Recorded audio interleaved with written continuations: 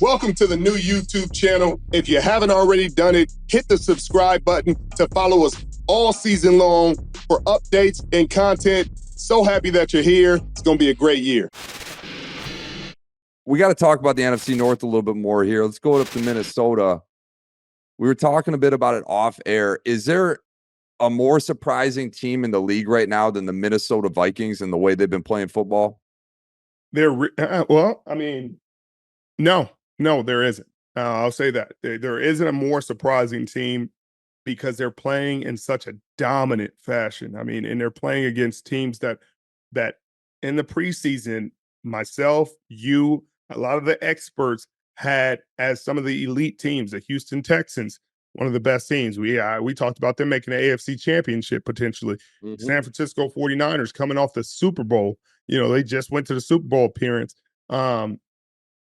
They beat them pretty handily and pretty impressively. It wasn't a blowout like they did against Houston, but it was impressive, and they were in control a lot of that ball game.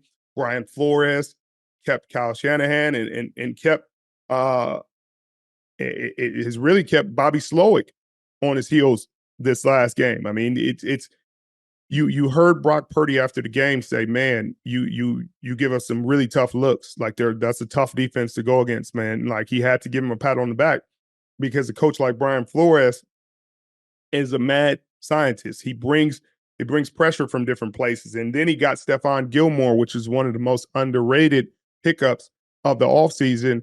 And you look up and you see both safeties down. You see 7 men down, and it looks like they're playing zero, and the safeties pop out. And now they're playing an inverted cover 2, and the 2 corners go deep to take the 2 deep halves of the field away. And then they run another nickel down the middle as the middle run through player.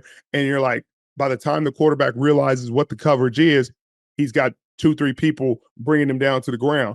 And that's what CJ Stroud was dealing with a majority of this ball game. And we're going to keep going about this defense because he has a lot of guys playing at a high level. Cam Bynum played some good football. Camus Grudger-Hill played some good football. Jonathan Grenard, the ex-Houston Texan, had 3 sacks in this game.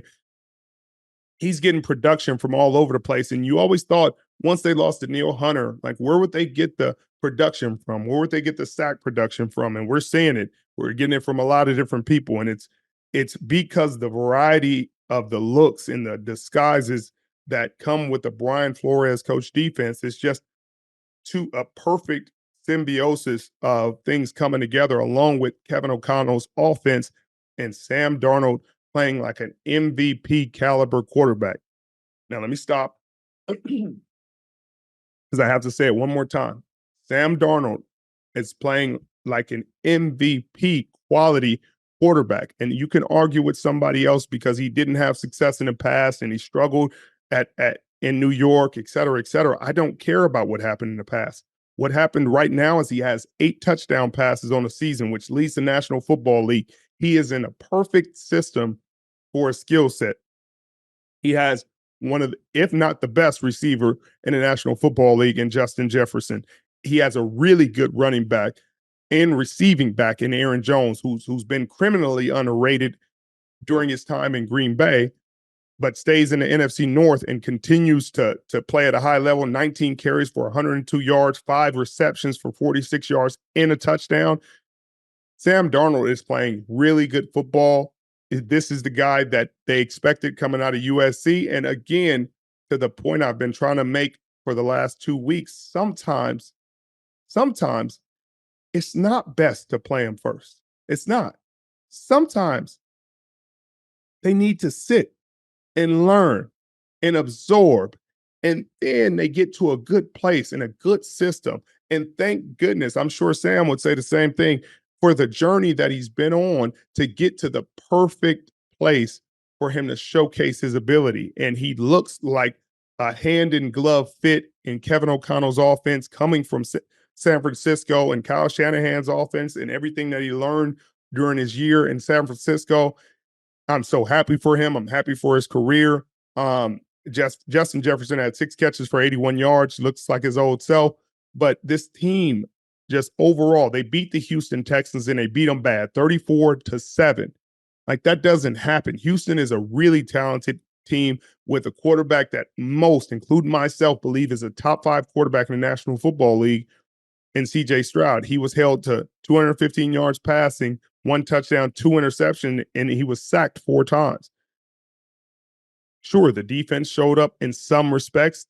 Tim Settle had 2 sacks. Will Anderson Jr. continues to play at a high level, had a sack in the game. But, I mean, all levels, all 3 phases, the Minnesota Vikings look like a very tough team. And we didn't think that in the NFC North. We thought it was Detroit's to run away with however they wanted to.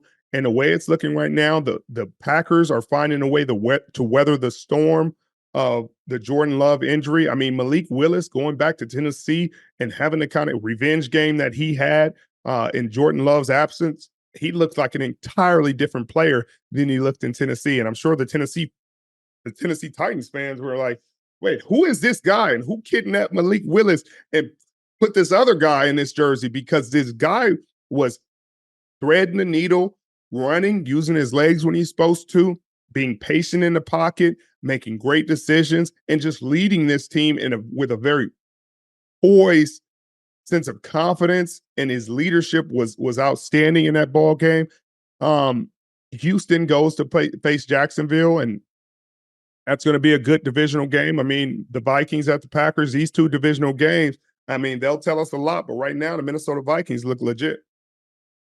Richard, it looked like dark days were ahead for the Vikings when Kirk Cousins packed his things up and left town. I'm sure if you asked every Minnesota fan, they say they probably couldn't dream up a better situation at quarterback. You go out and you get your guy in J.J. McCarthy in the draft, and then you sign a veteran journeyman now in Sam Darnold to be his backup. But like you said, Sam Darnold, they get him on a veteran, very low deal. I don't know what the veteran minimum is, but $6.5 million for Sam Darnold is what they're paying him this year. Richard, they could not have picked a better situation in Minnesota with that transition from Kirk Cousins. Sam Darnold's going to keep him competitive. As a Detroit Lion fan, this team scares me. I mean, you already touched on Aaron Jones. You got Justin Jefferson. Let's not forget they're going to get TJ Hawkinson back later this year. Richard, this team looks very competitive. And Aaron Jones today really impressed me. He was running all over the field, catching balls, running between the middle, very athletic plays. And that's what we talked about earlier in the year and even in the offseason. It shocked me that the Green Bay Packers moved on from Aaron Jones and chose to pay more for Josh Jacobs. I get he's older, but Aaron Jones just adds a huge dynamic in that receiving game. The Vikings, to me, look like a much improved team from last year. I'm worried about them. Yeah, Richard, we got to go to.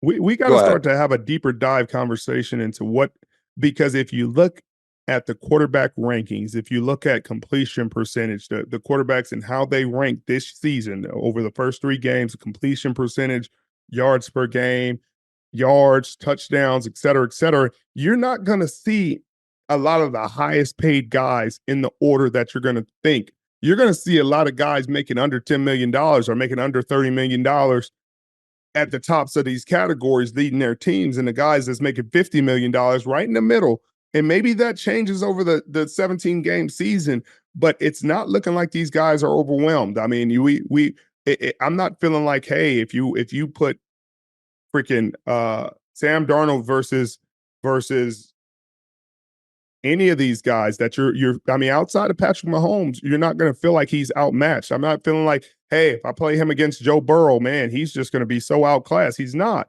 And I don't feel that way about Geno Smith. I think you got to start looking at this under a microscope and start to understand maybe these guys, it's a system.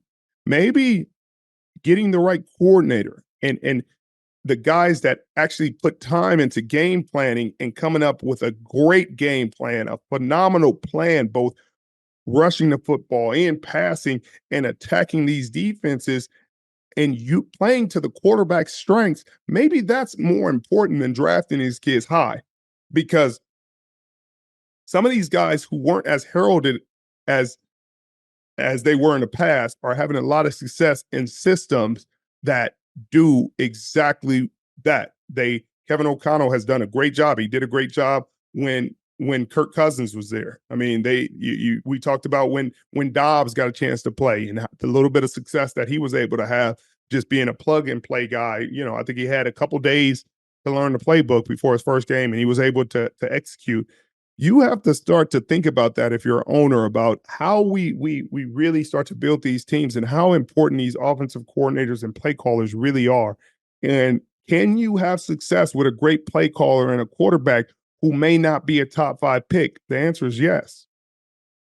Well, Richard, before we leave this subject, like, this is the first time in Sam Darnold's career where he's never had to really look over his shoulder and say, man, how tight is this leash? I mean, with J.J. McCarthy going off in the offseason, you hate to see it, especially for a young player, but it's almost like it gave him that sense of relief, like, okay, this job is mine. I can play with, a little loose and go out there and be instinctual. He just looks like a completely different quarterback to me. The game looks like it's slowed down for him, which you hear about all the time as players go throughout their career. And like you said, Richard, he's playing with an OC that is tailoring to his strengths. And that's probably what he has not had in the past. Sam Darnold is a true revelation in Minnesota. And like I said, this team scares a little bit heck out of me.